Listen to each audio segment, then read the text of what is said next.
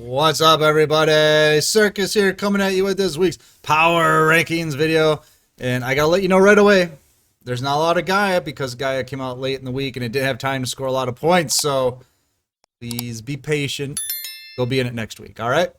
Yeah, that's right. But Gaia did put on quite the show this week. May I say it did. It did. It's just we're gonna get more Gaia results next week because we're always like a week behind when we do this because the week has to happen so we can report on it. So exactly. Yeah, just keep that in mind.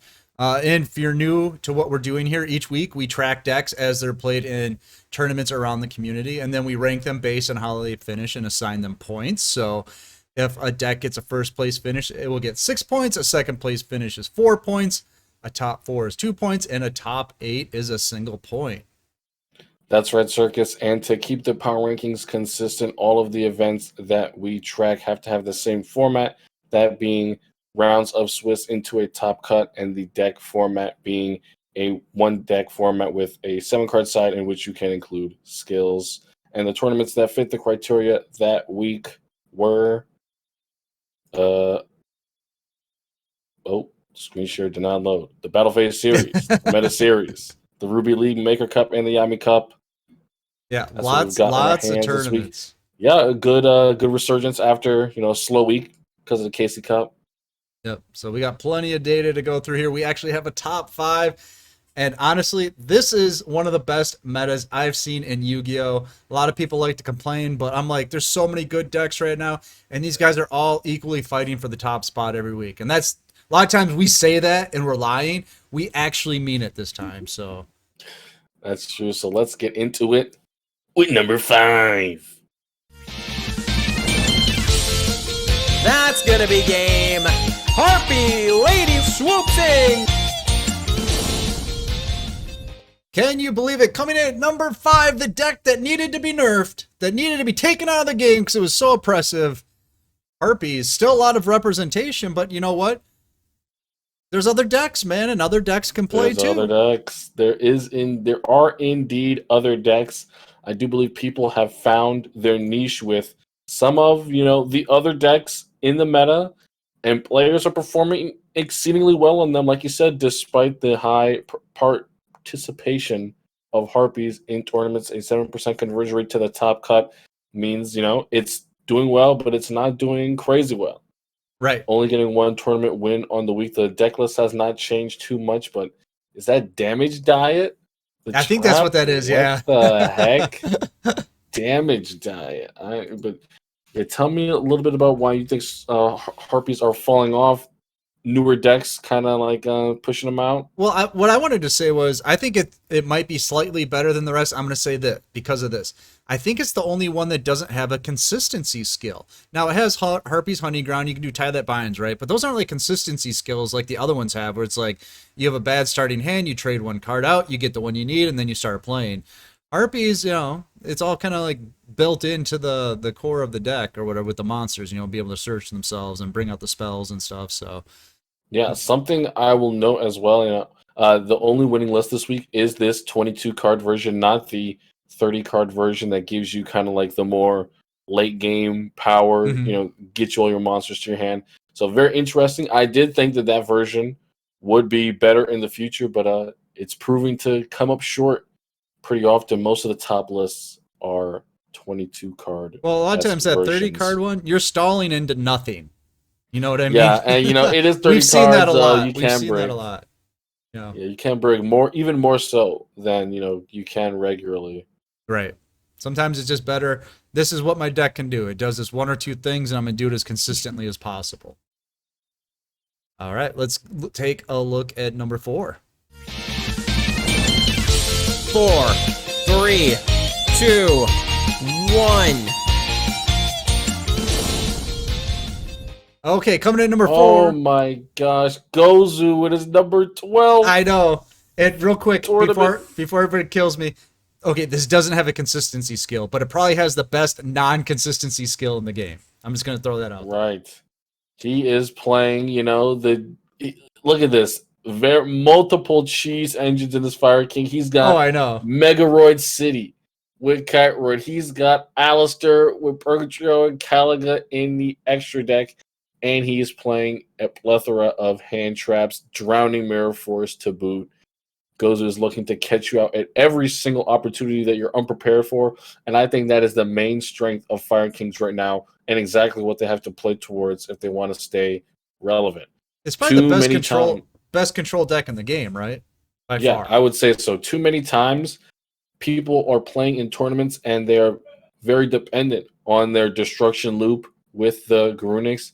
In this meta, you have to give yourself other paths in order to win the duel. Cards like Necro Valley can shut you down. Floodgate traps, like, whatever imprisoning mirror, whatever effect negation that they want to put on the field, you need to be able to play around that further into the duel. And one interruption against Fire Kings can be brutal, and Gozu is playing around that at all times by playing this meta deck. Fire Kings running into Shiranui in Swiss or something. You just gotta be like, oh, this is my worst nightmare, right? Every time Fire Kings, what a great week. 11% conversion rate to the top 8. Very good week for them. After falling off of the power rankings, they came back. So that kind of attests what you said is a great meta. Some decks falling off for a couple weeks, but then finding a way back in later on. Well, I think a lot of it's like if you're playing on the ladder and you run into Fire Kings, you're like, I'm out. I'm not even going to play this game. But when you're in a tournament, you're like, man, I have to do this. I have to learn how to play this. You're like, no, you can't destroy my monsters. No, you can't summon from the grave. And that's what they're counting on, is that it's going to be a prolonged duel and you're just going to give up and make a mistake. You're going to get fatigued before they will. All right, let's see what came in third place this week. All right, let me go second. Let me have Core, Cosmic Cyclone, Fusion Gate. Coming in with 3 wins in third place. The most wins this week, by the way. Is it the most degenerate deck? We just did a video at PDS's request. He's a big Cyber Dragon player, and he was asking, should this deck be nerfed? Is it finally time? Cyber Dragon is so disgusting when you see them pull off the 5-card combo and absolutely dismantle their opponent using all of these different cards. If it's not Cosmic Cyclone and your Cybernetic Fusion support, it's something like Storm, Lightning Vortex, just anything, using any and everything to wipe your opponent's board. Heat Wave as well. When you get to turn 1 and you're like, nope, no, I still want to play. You go instead. Right. That is absolutely ridiculous. It takes control out of your opponent's hand and just gives it back to Cyber Dragons, which is like the last thing that you want Cyber Dragons to have, which is freedom to attack you, and you didn't have freedom to, establish your strategy on your first turn, which is when you were most vulnerable. And Cyber Dragons, we did see, Battle Phase Thursday, it defeat Gaia, the new deck. That deck has no defense against Cyber Dragons, absolutely demolishing it on their own turn with the use of its various back row removal cards and its own floodgate cards to prevent other decks from playing. So Gaia is Cyber Dragon is the new degen meta deck. I think it's funny that this deck runs more spells than spell books ever ran. Someone made a good point, right, to me, and they said that Storm getting nerfed to 1 buffed this deck because now you're not running 3 Storm and made the deck more consistent. Right. So that is what someone said. Sometimes that happens, right? Sometimes that happens. I'm like, yeah, you're not wrong. Because Cyber Dragons have been on the up and up since the KC Grand Tournament. The number 1 global player played Cyber Dragons to win the KC Grand Tournament. And it shows here people are catching on. 16% conversion rate to the top 8. That is an unreal jump from not being even in road deck status a couple weeks ago for Cyber Dragons.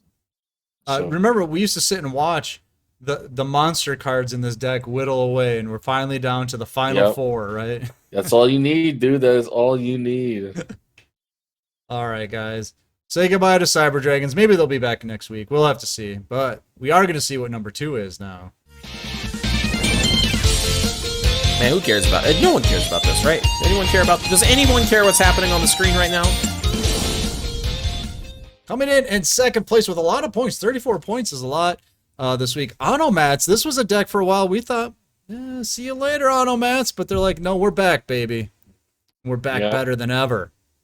Automatz had a lot of representation this week, and it is turning out to be one of the more solid options when going up against a more aggressive deck that has a more, one-dimensional approach to winning the duel, like a Harpies or Resonators or something like that. Mm-hmm. Automatz have gone crazy consistent with the use of Gagaga Wind, getting a lot better, being able to establish monsters even after your opponent perceives that they have wiped your board and stopped you completely, being able to bring out more stuff after that, that it just adds to what Automatz are able to do.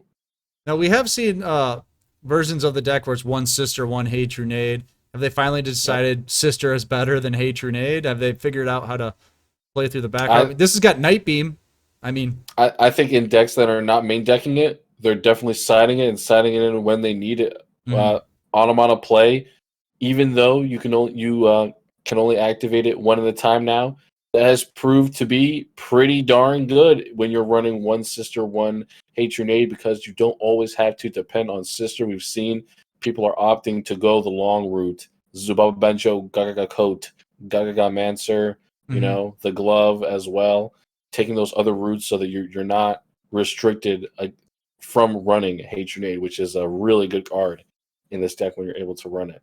Do we know why this guy chose Night Beam? Was it just that's what he has, or is there something specific with this strategy? Because it's so your opponent can't activate it, but what are they worried about?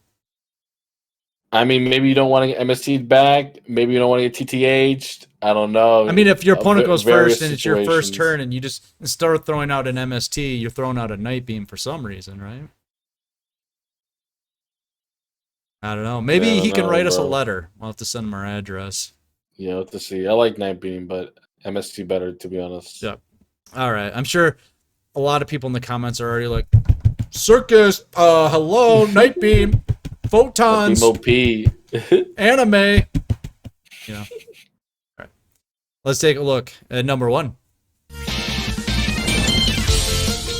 Hot Red Archfiend Bane is lethal. And coming in at number 1 is Heroes. Look at that, Kamal. Heroes in the number 1 spot for the first time in a long time. Oh my. Check it out. Adobo Boy, Duel Links OG. Yep. Congrats on winning the Meta Weekly with Resonators. Wait. Yep. Is that Heroes? Oh, it's Resonators. Oh. Then what's Stratos doing in there? Well, maybe we can break it down for you. So, Elemental Hero Stratos searches a hero monster, and if you will look at the very first card in his deck, he is running Destiny Hero Pudesma in his hand. So basically, you summon him by tributing 3 monsters, and you can summon him, and you grab one of your opponent's monsters, but as soon as Plasma hits the field, all monster effects are negated.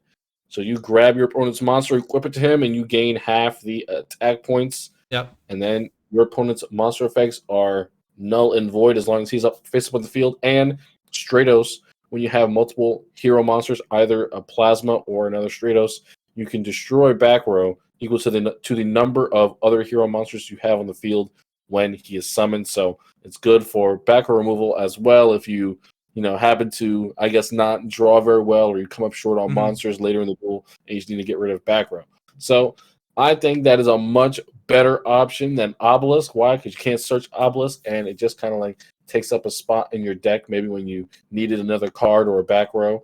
But Stratos, you can turn that easily into an advantage, and then Stratos is very easy. Plasma, I should say, is very easy to follow up with other Resonator, Wild Wind, whatever. You can synchro summon, do your thing, and your opponents can't do anything about it. Yeah, it's great. This is what I'm always talking about when I'm like a deck is new and I'm like, maybe there's some synergy we haven't thought of yet that someone's going to try and it's going to work out. And this is like a perfect example of that. Like, who would have thought when Resonators, well, before that they were even going to be a deck? I mean, not a lot of people did. And they show up, then all of a sudden it's like, you know what this deck needs? More heroes. Like, nobody thinks that, right? Yeah, it's also great because you don't use your normal summon when you play this deck. So Stratos, another Right. big value option, just like Doom Caliber. It's the same case with Doom Caliber Knight, right? You summon a monster because you can search with your skill and it negates anything. Boom. Stratos, you normal summon because you don't use your normal summon, and you search a monster that can negate everything on the field. Right. It's great. It makes just as much sense. So why not put it in the deck? Yeah. So It doesn't cost your extra deck either, which is which is usually why heroes don't get put in stuff. But if your deck all needs is plasma, why not, right? So I think like every deck that like a lot of the newer ones that we're seeing, I think we're gonna see some more blending like this, and I hope we do. Maybe Gaia. That's what I was saying in one of the videos. Maybe Gaia is gonna blend with something we just don't know about yet, and maybe it needs more Madolche. I'm just gonna throw that out there. More Madolche. Maybe it's Madolches. We'll see. You don't say that because they're like, yeah, right, Circus. It needs more BLS Circus. support. Did Photons. you read? Anime. Madolche. His Photon Anime Madolche. Are you rapping over here? That's just them on their keyboard getting mad at me, In the anime, Oh my the god. Photons played against the Madolches. But yeah, no surprise that Resonators takes the first place spot again. They do this week have the top spot in overall representation, but that's not to say that they didn't perform this week. You look at the plethora of tournament results that are above my head. I know, Not it's to crazy. mention a 15% conversion rate to the top 8. So the deck 19 definitely finishes. Yeah. performs, and people are running this new deck. If you have played against it, let us know your thoughts about it. I'm interested in it. Something that just started this week. I want to see how it does in the future. It got one of the 2 tournament wins for Resonators this week. Yeah. Too bad Stratos is a main box UR, right? Whew. I mean, man, if you got to go in. I guess that's what I'm going to be adding to the deck in my free-to-play series. Yep, let's go for Stratos. Yep, we're going to have to extend that series by a couple weeks, guys. Sorry. All right, let's take a look at the at-a-glance stuff then. Overall representation this week, no surprise, Resonators. Then Harpies. I mean, we'll take a look at the overall scores. There's no deck. I mean, the points are going to say, this deck won, but they're all pretty close when you look at victories and things like that. But oh no, where was Thunder Dragons this week? Okay, maybe I lied. Maybe there were some decks that they didn't get as many points, but all right. Shiranui, look at that though. Shiranui definitely making a comeback. People are like, hey, I can dust off this old deck and it still has some legs to it. All right, looking at the top 8 conversions right here. Cyber Dragons at 16%, Automatz, Resonators, Fire Kings, Shiranui. Pretty good weeks for all of them, really. Play Cyber Dragons, guys. We got to get it banned. Everyone plays Cyber Dragons. Konami has to do something about it if we all play it. Get them out of here. Play Cyber Dragons. All right, top 8 finishes, Resonators, Automatz, Harpies, Water, Cyber Dragons. 19 and 17. That's a lot of top 8 finishes for those guys. Yeah. I was going to say overall scores. If you look, I mean, some of them just had more top 8 finishes in general. Like the top 3 decks are like turbo aggressive decks. Right. Look at that. Yeah. Resonator, Automatz, Cyber Dragons, all turbo aggressive decks that want to go second, want to mess your opponent up, want to destroy them as soon as possible. And then Water XZ's just on the outside by 1 point.